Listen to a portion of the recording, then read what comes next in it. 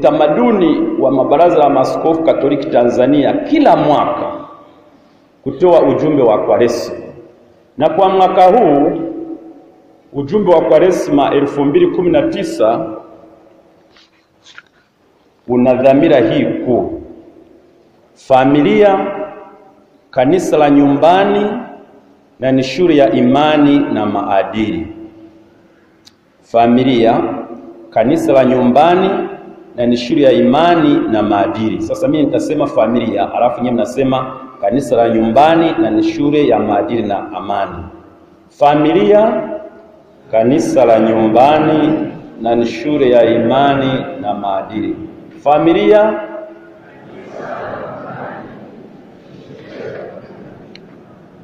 kwa mara ya mwisho, familia,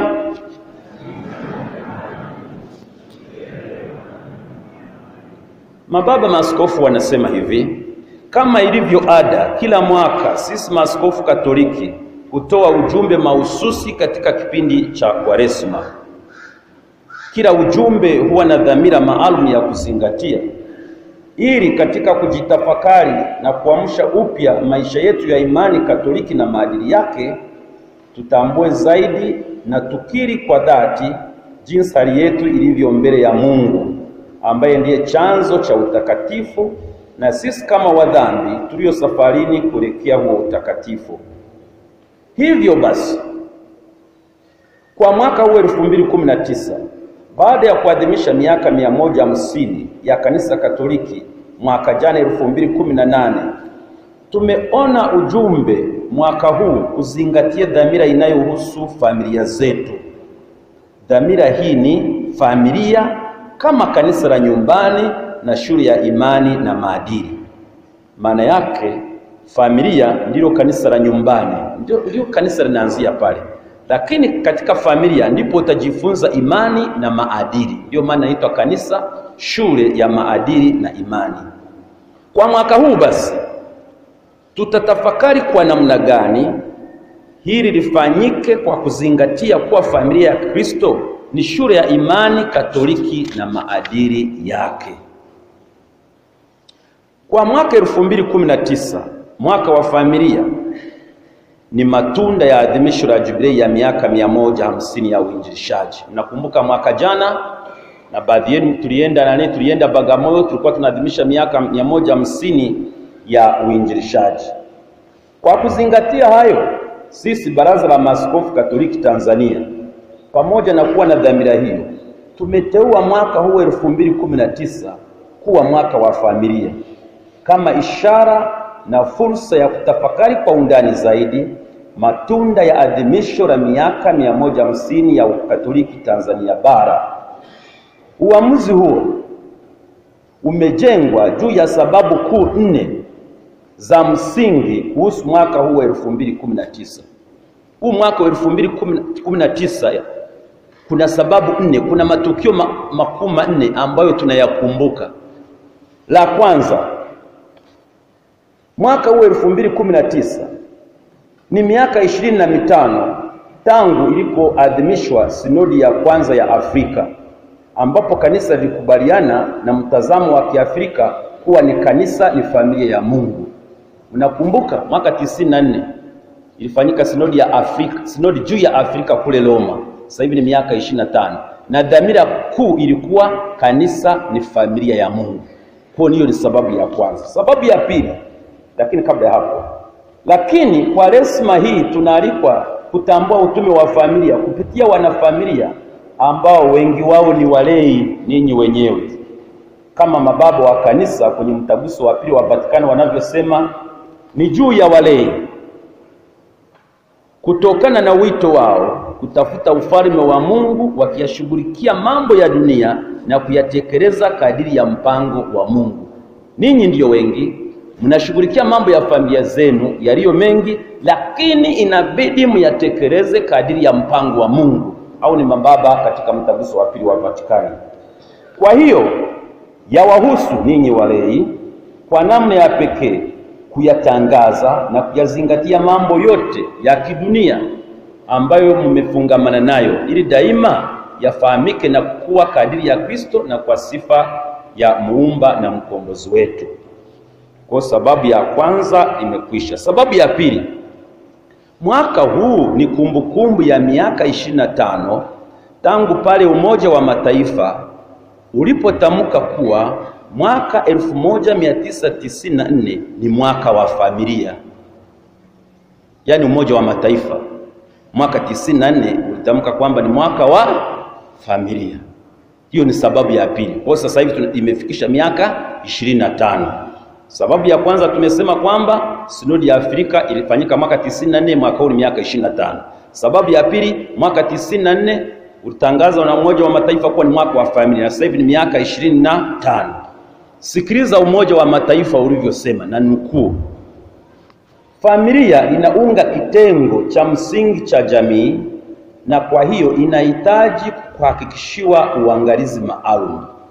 Hivyo basi, ulinzi mpana kabisa iwezekanavyo na msaada husika lazima vitolewe kwa familia zote, ili nazo ziweze kuchukua majukumu yake ndani ya jamii kutokana na matakwa ya tamko la ulimwengu la haki za binadamu, tamko kuhusu ustawi na maendeleo ya kijamii, na mkataba huu wa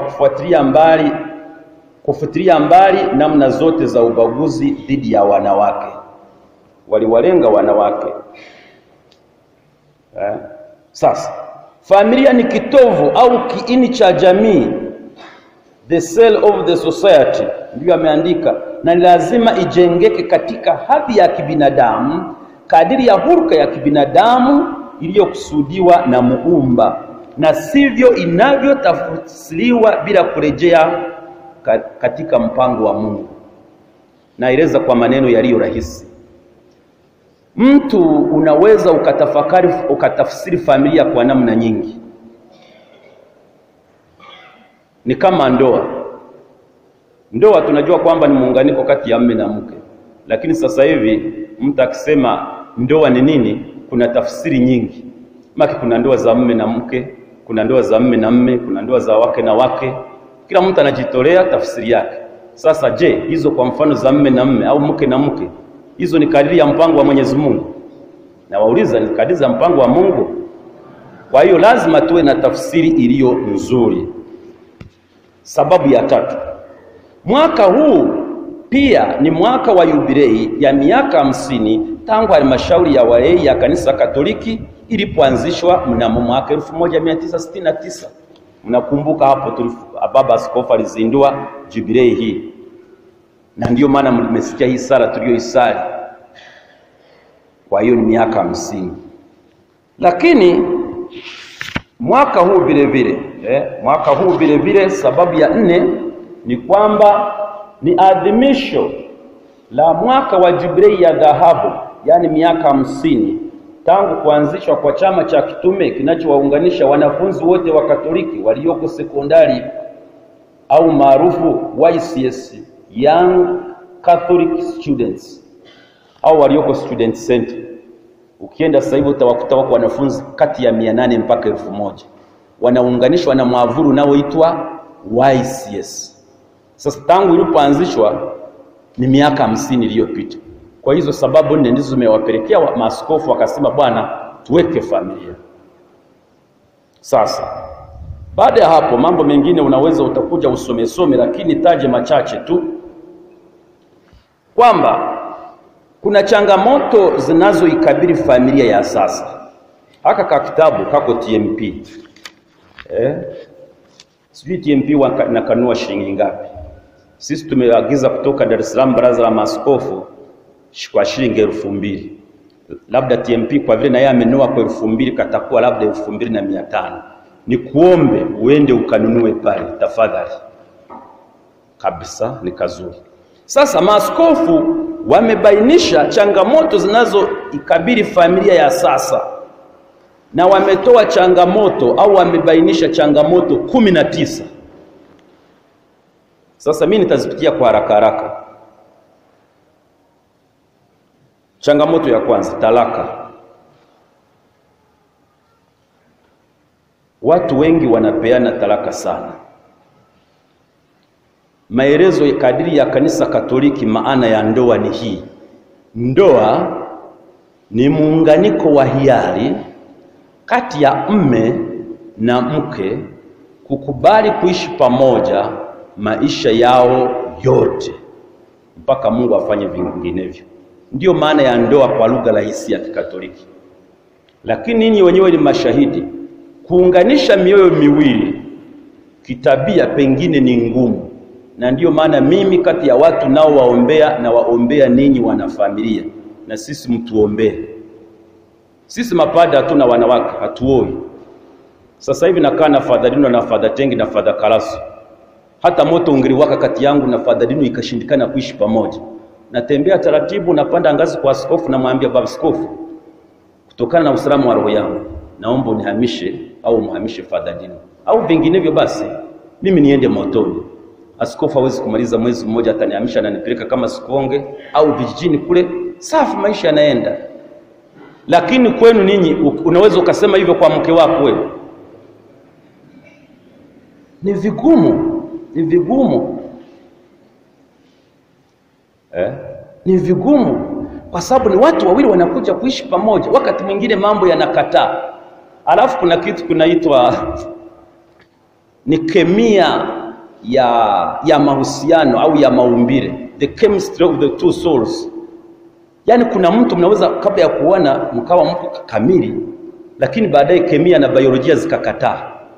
Yani kabisa unaona hammachi kabisa, mambo hayaendi. Na mtu unamuuliza hivi, ni kwa nini? Sina sababu. Yani mimi nashangaa, simpendi huyu mwanamume, simpendi huyu mwanamke. Unawashauri, Father anasema hapana, kama ni hivi labda twende nyumbani tu, kila mmoja aende vyake. Ndio maana mimi nawaombea na tuwaombee kabisa. Sasa talaka zimekuwa nyingi kabisa. Mimi nimekuwa padre mwaka 2003. Nikilinganisha na sasa hivi niko parokia hii ya mjini, watu ni wengi. Siwezi kumaliza mwezi mpaka miezi miwili bila kupata watu wanaokuja kusema kwamba Father, tunaomba tupate talaka. Sasa kanisa Katolika halitoi talaka. Talaka inatolewa mahakamani. Lakini ukienda mahakamani lazima watakurudisha huko, kwa sababu sisi ndio tumefungisha ndoa. Tumeelewana?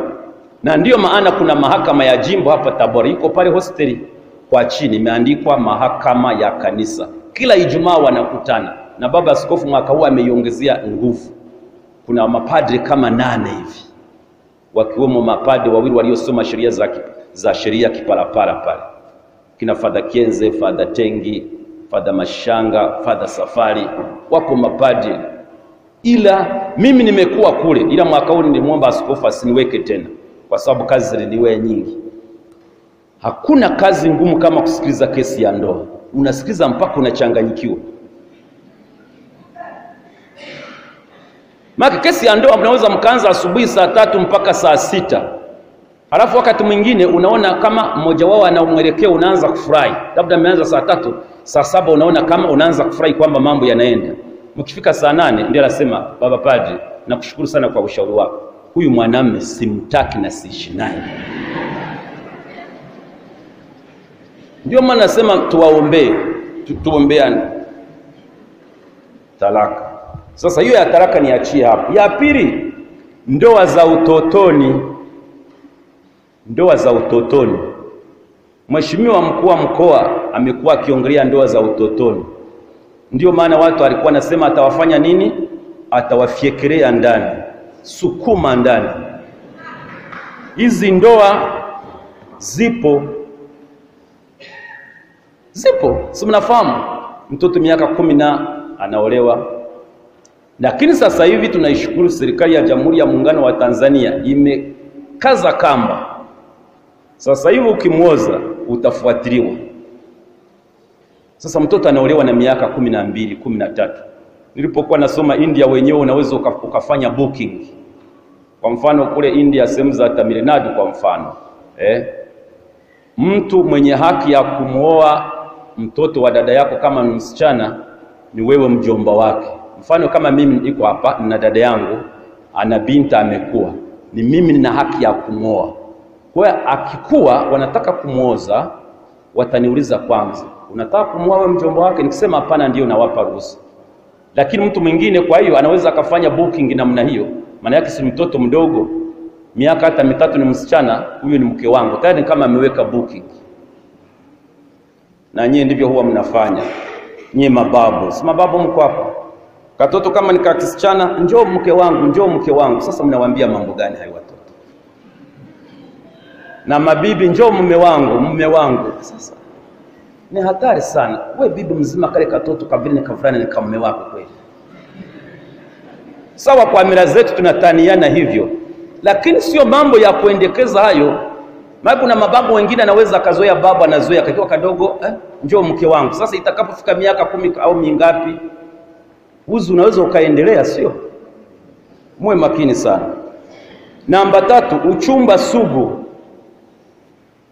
Sasa uchumba sugu, kuna padre mmoja sitaki kumtaja wa jimbo fulani, yeye uchumba sugu anauita uzinifu sugu.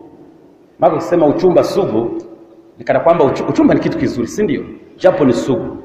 Ila mtu uchumba sugu maana yake watu wanakaa pamoja, wanakuwa na mahusiano kama ya mume na mke, lakini hawajafunga ndoa. Mtu anaweza kukaa miaka 5, 10, 15 hata 20. Ndio uchumba sugu. Sasa yule padre anasema ni uzinifu sugu, kwa sababu wanapokaa pamoja kama mume na mke wanavunja amri ya ngapi? Ambayo inasema kwamba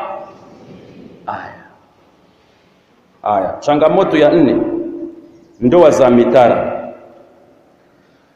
Hizo sitaki kuiongelea kwa sababu ya muda. Changamoto ya 5, kukosa uaminifu ndani ya ndoa. Sasa hapo unaweza kaongea siku nzima, au nikiwaita nyie kwanza ndio mnaweza mkatoa hili vizuri sana hapo. Kukosa uaminifu ndani ya ndoa. Alafu kuna maneno mnayatumia yanahalalisha hilo. Unajua kwa asili Mwafrika ni mtu wa kuoa wake wengi. Ndio maana Waafrika tulipokuwa wadogo, nyie wazee mnafahamu, baba zetu wengi walikuwa na wake wengi. Sasa siku hizi unakuta mwanamume na mke mmoja, ila ana michepuko ya kumwaga. Sasa kikawaida hata hapa anapokea masakramenti, anakuja nakwambia napokea masakramenti ni safi, ila atakuwa na mchepuko mwinyi. Anaweza kuwa na mchepuko mwingine kidongo chekundu, mwingine akaenda kumalizia labda ipuli kule uledi. Alafu nasikia na neno michepuko. Siku moja nilikuwa naenda huko kijijini. Sasa barabara inatengenezwa, kuna kibao, uwe makini kuna mchepuko hapa. Kumbe barabara inachepuka, ila jamaa ameandika wale maengineer, uwe makini kuna mchepuko hapa. Mchepuko umekuja hapa saa ngapi?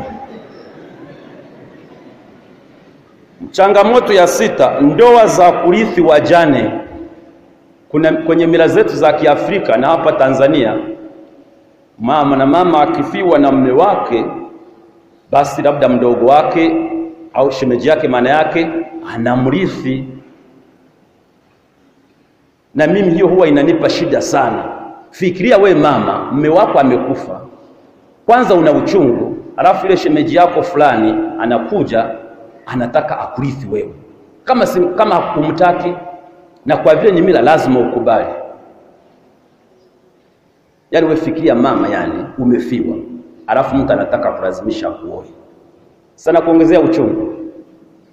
Hivi ni vitu vya kupiga marufuku kabisa, kusiwekelea ndani kabisa.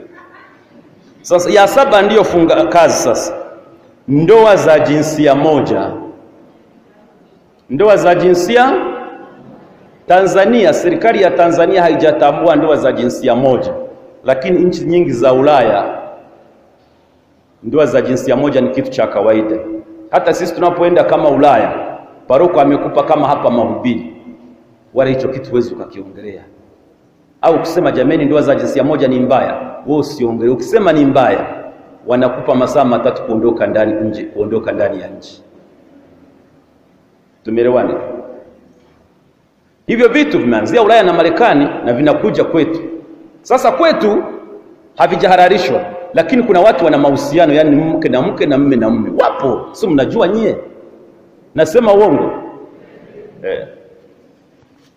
Sasa tunakoelekea ni wapi? Ndio ndoa za jinsia moja. Alafu ninyi wazazi, naomba niwape ushauri. Muwe makini sana. Muwe makini sana. asilimia kubwa ya watoto wanaodhalilishwa, kwa mfano kingono, asilimia kubwa wanadhalilishwa na ndugu ndani ya familia. Hizo ni nani? Ni takwimu zilizofanywa utafiti. Usio kadhani labda watu wa mitaani ndio wanamdhalilisha mtoto wako. Unakuta mtoto wako uko hapo, labda una shemeji yako wanamdhalilisha mtoto wako, au kaka yako anamdhalilisha mtoto wako. Na kwa vile iko ndani ya familia, hamwezi mkasema si mnaficha siri bado. Tumeelewana ndugu zangu? Muwe makini. Ukiwa na ndugu yako kwenye nyumba, sisemi kwamba muogope, lakini uwe makini. Hali ni mbaya sasa hivi. Haya. Changamoto ya 8. Ndoa baada ya ndoa ya kwanza halali. Hii na yenyewe inatupa shida kwenye mahakama ya ndoa. Ndoa ya kwanza ilikuwa ni halali, kukatokea shida wakaachana, si mtu anaoa mke mwingine. Sasa kwa vile ile ndoa haijatenguliwa katika kanisa, ukipata taraka mahakamani sawa, lakini kanisani kama haijaonekana kama ni batili, ukiwa na mwanamke mwingine, hiyo sio ndoa halali, maana yake unazini. Ndio maana sasa ninyi nawahurumia, kwa sababu wengi baadhi yenu ndoa zimevunjika. Mtu unakuta vijana labda miaka 20-30 wanatengana, wanapeana taraka. Fikiria unaishi una umri wa miaka 30 au hata 40, unakaa bila mume au mke kwa mfano. Watu wengine anakuja anasema, "Father, nimekuwa nikijipikia miaka 20. Naomba mnisaidie."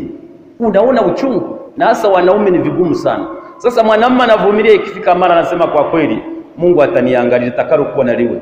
Basi anaenda mitaa fulani ya Kanyenya, anapata mama fulani, anamsogeza na mpeleka Ikulu, wanaanza kuishi pamoja. Tumeelewana ndugu zangu? Haya. Ndoa zisizo na watoto, na hii ni changamoto. Hii ni changamoto ya 9. Kwa mila zetu wa Afrika na kwa watu wote karibia niseme, ndoa ikiwa na watoto ni baraka na inatuletea furaha.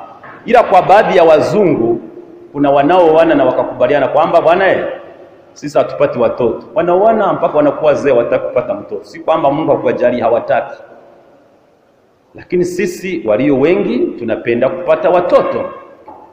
Sasa Mungu anaweza asiwajalie watoto. Mnaenda hospitalini mpaka mama Muhimbili, mnaenda mpaka India, inashindikana. Na sasa nyinyi akina mama ndio inakuwa shughuli. Kama unamkwamana ndio hakupata mtoto, kuna maneno mnayatumia, sitaki niyatumie hapa kanisani. Alafu mara nyingi anayeshtumiwa ni mama. Kwa nini wewe hauzai? Unaweza kukuta baba ndiye mwenye shida. Ndio maana tunawashauri mwende hospitalini muangalie, sio kukimbilia kwa waganga wa kienyeji. Na mahospitali kuna ambayo wakipima vipimo vizuri wanagundua kuna shida hii na hii. Madaktari wako hapa, sitaki kusemea sana, mnapata dawa. Na unaweza mkiwa wavumilivu kweli, Mungu anawajalia watoto. Nyinyi ni mashuhuda, kuna watu wamekaa miaka 10 bila mtoto, baada hapo wakapata mtoto. Sasa hii inakuwa ni changamoto. Kwa sababu gani? Ukaa mwaka wa kwanza, wa pili, wa 10 hamna mtoto, sana sana baba atapata mchepuko, ajaribu kuona kwa hivi kweli siwezi kupata mtoto. Anajaribu, atapata mtoto, kumbe mke wangu ndiye mwenye shida.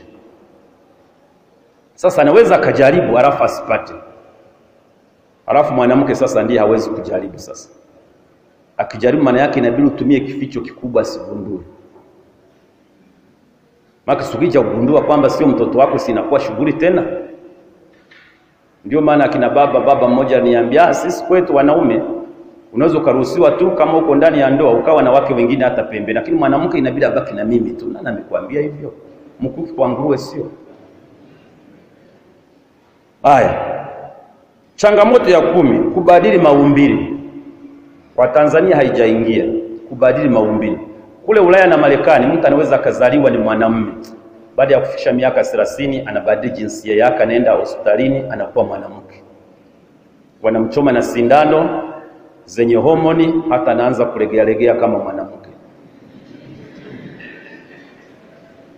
Sasa fikiria, umeshabadilishiwa maumbile, unafika miaka 60 unatamani kurudi kwenye wanaume, huwezi kurudi. Sasa unasikia mziki ulivyo mkali hapo. Na mwanamke ni bwana, nimekuwa mwanamke miaka 30 bwana, inatosha, ngoja nibadilishe maumbile na mimi niwe mwanamume kama wengine bwana. Wanamchoma sindano na kuwa na ndevu fulani hivi. Hivi Tanzania havijaingia, lakini kama viko Ulaya na Marekani na hapa vitakuja. Changamoto ya 11, familia za mzazi mmoja, na hii naomba tuiombee. Hii yuko sana hapa kwetu Tanzania na Tabora na katika familia Mtakatifu Teresia. Familia zenye mzazi mmoja ni changamoto. Hizi zimegawanyika katika makundi mbalimbali. Mnaweza mkaoana wawili mkapata watoto. Baada ya hapo mwingine akachukuliwa na Mwenyezi Mungu na baki mzazi mmoja. Au mkatengana akabaki mzazi mmoja. Sawa. Lakini kuna nyingine kijana anaweza kukaa hataki kuoa akaamua kupata mama fulani wakazaa naye akaleta mtoto akabaki hivyo. Akina dada tena, kwa akina dada ndio wa kuombea kwa sababu ni changamoto kubwa. Ninyi akina mama unaweza ukakaa miaka 25 bado unakuwa unauza sana. Kadiri muda unavyoenda uwezekano wa kuolewa unazidi kupungua. Maana umri wa kuolewa upo. Maana kushafikisha miaka kwa mfano 45 hujaolewa, labda upate mwanamume ambaye ni mjane kwa mfano, ndiye anaweza akakuoa kwa mfano. Ndio maana mimi nasema nawaombea, kwa sababu kwa mwanamume hamna shida. Mwanamume atakuwa na miaka 60, la msingi awe na hii kitu hii. Lakini we kwa mwanamke utahangaika sana hata kama unajua. Maana unakuta kuna wanawake wengine mashugamami, akiona hali imekuwa mbaya aweza kaamua kwa mfano nakupa gari moja zuri sana we kijana. Kama sasa hivi umetoka kanisani unaenda unakimbia unaenda Ipuli kuchukua ile gari, unapiga msere wiki nzima, ila yale masharti yake sasa ndio kazi yako. Haya, changamoto ya 12, familia zenye mchanganyiko wa imani. Sisi huwa tunawashauri mara nyingi, tafuta Mkatoliki na Mkatoliki. Ikishindikana basi kwa sababu ya mapendo endelea. Mkiwa Wakatoliki ni rahisi. Leo sasa hivi mtakuja kanisani wote kusali kwa pamoja. Watoto kama ni sala ya kula mtaielewa wote, ni rahisi. Lakini kama mmoja ni labda Muanglikani, wewe ni Mkatoliki, mnapokuja kula hivyo mnafanyaje? Au mnaanza tuanze sala ya Kimoravian naipiga, ikisha twende sala ya Kikatoliki. Na kama sasa ni kwa mfano unamoa Muislamu, sasa ndio changamoto zaidi. Na hii inatukumba. Kuna mabinti wamekuja tukawashauri, ndoa inamaliza kufungwa. Hii imetokea kwenye parokia moja, sitaki kuitaja. Wamefunga ndoa hapa kanisani, binti ni Mkatoliki, mwanamume ni Muislamu. Walipofika hapo mbele ya kwenda ukumbini, wameingia kwenye gari lilipigwa mbio kuelekea kwa shehe kwenda kufungisha ndoa ya Kiislamu. Na yule kuitwa Salma, yule dada yule. Na waeleza, muambie watoto wenu. Ndiyo maana tunapoandikisha ndoa kama ni ya mchanganyiko, anayetoa kibali cha ndoa hiyo ifungwe na askofu au makamu wake. Mimi huwa nazipitisha. Lakini askofu ametuambia ukiona ni vijana, hasa kati ya Mkatoliki na Muislamu, na ukaona ni vijana, hiyo usiwekee kibali. Kwa sababu ukiwekea kibali atakwambia mimi faza hamna shida, mimi nampenda, niko tayari hata kuwa Mkatoliki. Lakini akienda kule binti yako atabadilishwa dini. Sasa unafurahi binti yako akibadilishwa dini? Kwa hiyo vijana bwana, mimi nawaambia ambao hamjaoa, mabinti wako wengi sana. Unamkuta mwingine anakuambia mimi faza nisipompata huyu labda nitakufa kabisa huyu. Nani amekwambia utakufa? Kwani unaumwa? Vijana wengine bwana. Aya, changamoto ya 13 na karibia kumaliza. Familia zinazoishi katika mazingira magumu ya kiuchumi. Na hii ni changamoto. Familia zinazoishi mazingira magumu ya kiuchumi. Kuna rafiki yangu mmoja alikuwa ananiambia, ukitaka kumuona mwanamume ni wa namna gani, afanye nini? Apate pesa. Sawa? Ndio mke wake atatambua ni mwanamume wa namna gani. Si ndio ataweza kujisahau? Lakini ukitaka kutambua mwanamke ni wa namna gani, mwanamume akose pesa. Sasa ndio utamjua mke ni wa namna gani sasa. Au kuna wanawake wengine unaondoka asubuhi bila kuacha senti. Mzee usije ukadai ugali unaporudi. Na wanaume wengine unawashanga, hajasa senti, jioni akija unapika ugali kwa dagaa. Sasa unataka apike wali kwa kuku ambazo kuacha pesa. Haya, kwa hiyo mazingira magumu. Unajua uchumi, tuwe wawazi, tuwe wa kweli. Uchumi, pesa, huwezi ukaishi bila pesa katika mazingira yote. Ndio maana hata hapa tunasema ndugu zangu, tutoe zaka, tutoe nani. Kanisa la zamani hili kanisa limejengwa na wazungu wale. Sasa hivi katika maisha ya aina yote ile, huwezi ukaishi bila pesa. Pesa ni pesa, nakwambia.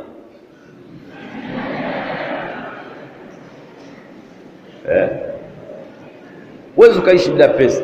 Sasa shida inajitokeza zaidi sasa, ambayo ni mbaya zaidi. Na hasa kwa upande wa mwanamke. Mwanamume kukosa pesa, mwanamke anaweza akajisahau, akapata kaka fulani, akaamua kuwa mfadhili wake. Akawa anamfadhili mke wako. Sasa kitakachojitokeza ni nini? Yaani fikiria wewe mwanamume, kuna mwanamume mwingine anamfadhili mke wako. Utajisikia vizuri? Nauliza utajisikia vizuri? Ndio maana unaweza kukutana mwanamume tangu asubuhi mpaka jioni amenuna.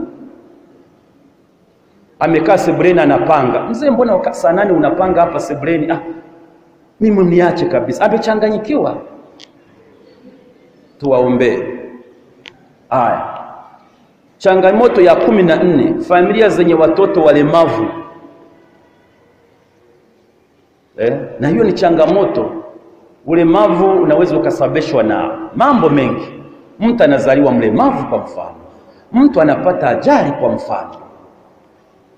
Mtu labda anavamiwa na majambazi anapewa ulemavu. Ndio maana kama sasa hivi kama unajiona uko sawa kiviungo, umshukuru Mungu. Lolote naweza likatokea, ukatoka hapo kwenye ngazi za kanisa ukateguka, ukawa mlemavu milele. Lakini kwa nini nasema ni changamoto? Kuna familia zingine mtoto akipatikana ni mlemavu, kwanza kuna ambao wanasema labda amerogwa kwa mfano. Hilo la kwanza. Lakini la pili, kuna ambao wanawatelekeza watoto walemavu. Mmeshaona kwenye vyombo vya habari, mtoto amezaliwa ni mlemavu au labda na upungufu wa akili mfano, mtoto anafungiwa ndani ya nyumba, hatoki miaka 10, miaka 20, haonekani kwenye chumba, anajichafua kila kitu. Wanamwona kama ni daraja la pili. Na makabila mengine mtoto akizaliwa ni mlemavu, sisi akina baba hatutambui. Mama anapoenda kule kusaidiwa na wanawake wengine wanamwona ni mlemavu, wanakamaliza kale katoto kalemavu. Alafu baba anakuambia bwana, haikuwa riziki, amezaliwa amekufa au nini. Wewe uwezo ukajua na hautakaa ujue kwa sababu sio mwanamke. Kuna wakabila mengine yanafanya hivyo. Sasa hizo ndizo changamoto. Na kuna watu wengine akiona na mtoto mlemavu hana la kufanya, lakini anaona ni kama kalaa fulani. Mtu mlemavu ile ni roho, na roho yake ni sawa na ya kwako na ina thamani mbele ya Mwenyezi Mungu. Na ndiyo maana hata sasa hivi serikali yetu inatushauri makanisa kama haya tutengeneze mazingira ya mlemavu, kwa mfano kuja kama ana kiti aingie vizuri. Naona vitu vya namna hiyo. Kama una orofa uweke ngazi mlemavu apande. Kwa watoto walemavu tuwaombee. Haya, na karibia kumaliza sasa. Naona watu wengine wameshaanza kununa hapa. Haya. Familia, changamoto ya 15, familia zisizo na mzazi hata mmoja. Familia zisizo na mzazi hata mmoja. Inaweza ikatokea familia isiwe na mzazi hata mmoja kwa sababu nyingi tu. Ya kwanza, wazazi wote wamefariki. Sawa? Ya pili, labda dada fulani kapewa mimba na kijana fulani, alafu yule dada kamtelekeza yule mtoto. Wale watoto wanakusanyana 2 watatu wanaenda kuishi kwa bibi. Yule bibi sio ni bibi yao. Sasa hivi sijatembea sana mida ya usiku. Sijui kama pale reli pale kituo cha reli pale. Kuna vijana watoto wa mitana ambao unakuta wanazunguka, sijatembea usiku kwa mfano. Sijui hapa. Lakini wapo street children, watoto wa mitani. Wengine anapata mtoto anamtelekeza anamtupa. Ni changamoto kweli. Changamoto ya 16, familia zisizoishi na imani. Yaani kuna familia unakuta mume na mke, tena pengine walikuwa Wakatoliki, lakini sasa hivi yani uwezo ukajua ni Wakatoliki ni Waislamu ni watu gani, wako hivyo tu. Hiyo ni changamoto kubwa. Ndiyo maana nye vyama vya kitume tushirikiane, kama huyu mtoto mpotevu aliyopotea akarudi, twende tuwatafute hao. Changamoto ya 17 na yenyewe ni kubwa mno, familia zisizo na maadili. Kuna familia zisizo na maadili, au maaskofu wanadanganya hapo. Baba, mama, watoto, uwezi ukajua Kambale ni yupi, uwezi ukajua nani ni nani. Maka wanasema Kambale kuwatofautisha ni vigumu sana. Wote wana ndevu Kambale. Mtoto ana ndevu, baba ana ndevu na mama ana ndevu. Maadili ndani ya familia yani uwezi ukajua. Mabaya sana. Na ninyi wazazi tunawaombea. Mtoto anaweza akakukatalia. Ndio maana kuna wazazi wanaishi vizuri maadili yao, lakini wanapata watoto wana maisha mabaya kimaadili. Unajiuliza, mbona huyu baba na mama kila siku wanakuja kusali kanisani hawajafenda hivi koje? Mbona wao walikuwa wanawalea watoto wao vizuri? Lakini watoto wamekataa. Watoto wanakunywa bangi, vuta bangi, kunywa bangi, choma sindano, unawakuta mitaani. Sasa hivi baadhi yenu hapa kuna watoto wenu hawaji kusali hapa. Unamwambia twende kusali, kwanza akikuheshimu anaweza akakuangalia hivi hapa amekuheshimu alafu akakuacha. Wengine anakutukana kimoyomoyo. Si wapo watoto? Bibi mpaka unakuta analia, bibi anapata pressure, anapata ugonjwa wa sukari kwa sababu ya mtoto wake au mjukuu wake. Haya, namba 18 imebaki moja kumalizia. Familia zilizopoteza uwezo wa kulea. Familia imepoteza uwezo wa kufanya nini?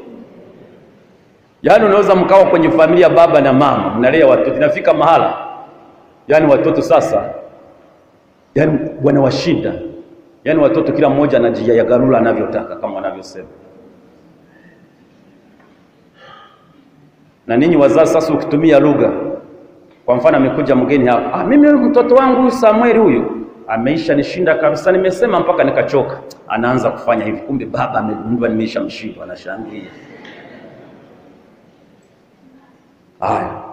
Changamoto ya 19 na ya mwisho. Familia zisizo na kipato ni changamoto. Familia zisizo na nini? Na kipato. Pengine wakati pengine uchumi unaweza ukawa mgumu. Baba unafanya kazi ukafukuzwa kazi.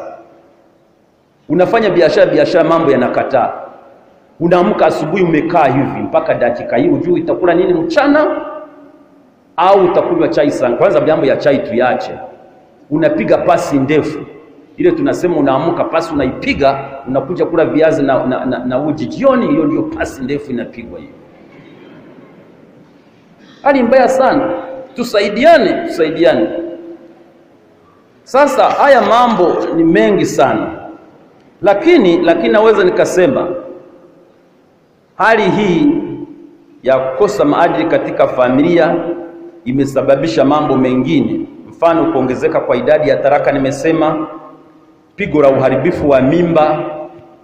Niliwaambia hapa Jumapili iliyopita, ningefurahi kufanya utafiti, sio kufurahi kwamba ni kitu kizuri, kupata kwa mwaka labda hapa Tabora Manispaa kina mama wangapi wanaua watu. Tena na mimi nisiseme kutoa mimba, kuua watu, kuua watoto. Lakini mama gani utamwambia kwenda kumzimama, ushawahi kuua mtoto? Nani atakwambia nishawahi? Hata ningelikuwa ni mimi nasema hayo maswali sio ya kulizana. Kama mwanamume unaweza kwenda kumwambia kwenye benki una shilingi ngapi, unaweza kumuuliza? Au mwanamke una umri gani, unaweza kumuuliza hivi? Mimi. Lakini kingine, utumiaji daima wa madawa ya kuua kizazi. Hapa na wageukia dada zangu na mama zangu, hamuko salama nawaambia kutumia dawa za kuzuia kizazi. Mnakumbuka wale vijana waliokuja na Padre Mapunda wakakaa hapa wiki nzima? Dada mmoja yule, sikumbuki jina lake sasa, yeye alikuwa amejikita kwenye